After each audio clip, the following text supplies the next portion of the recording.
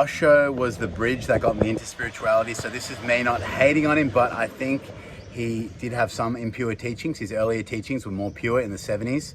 And then I think as the group expanded and his philosophy expanded, and he changed or whatever, I think it got more impure. My teacher, my guru in India, he's in an under Mayama's lineage. He gives the example, would you rather drink from a section in the Ganges that is clean, pure, clean water, or would you drink from a section that has a little bit of sewage contamination in it? And that's, he's giving the analogy that Osho's teachings are not the purest, but you know, he helped me when I was struggling a lot. It was a great time to learn what I had to learn from Osho. And my guru also said he was a great philosopher. He wasn't enlightened, but he was a great philosopher. I went to one of his events with a friend, wore the red robes, did a bunch of his different meditational techniques. They work, they help, they are good. But I think if you're really a seeker that's looking for truth and not looking to get caught or mixed up in mind patterns that Osho's meditations or teachings won't be able to break you through, eventually you have to move on to a proper enlightened master like Krishnamurti, my guru Kednaswami, Ananda Mayama, Nisargadatta Maharaj, Ramana Maheshwari. All these are pure teachers with their paths. There's infinity paths, and some of them are impure, and some people, very small amount of people, make it the whole way on an impure path, or say for example an Agori path where they just do everything, or a Tantra path where, you know, every act is like supposed to be acting from a place of God. Everything you see, everything you touch, everything you smell, taste, hear, listen to, do, it's like all God.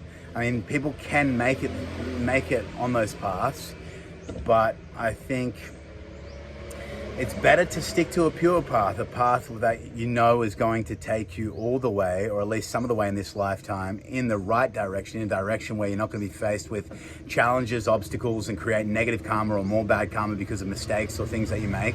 And if you do that, or if you do make stuff up, that's fine too. You can, you know, always change your destiny. Possibly if you're benefited with the right karma and you take more good actions, you can improve that or change that. But why go through the suffering, and why continue to suffer, or why stay stuck in one place? If you're happy in that place, and if you've sort of plateaued, or you know, you're enjoying a life of sex and freedom, or what you call freedom, which means no discipline or willpower towards, I'm not saying that's the case with sex, but I'm just saying, like, not committing to anything, not committing to any guru, not committing fully to yourself, not committing to one place, not committing to any particular partner. That's not really freedom. Eventually you learn the hard way that gets old, it gets boring, it gets repetitive. And when you die like that, or when you live a life like that, it does cause suffering. And the lead up to that, you know, tragic ending is suffering. And along the way, it's suffering. So I'm on a path for me that's working, and a method that works. That's why I'm talking about it.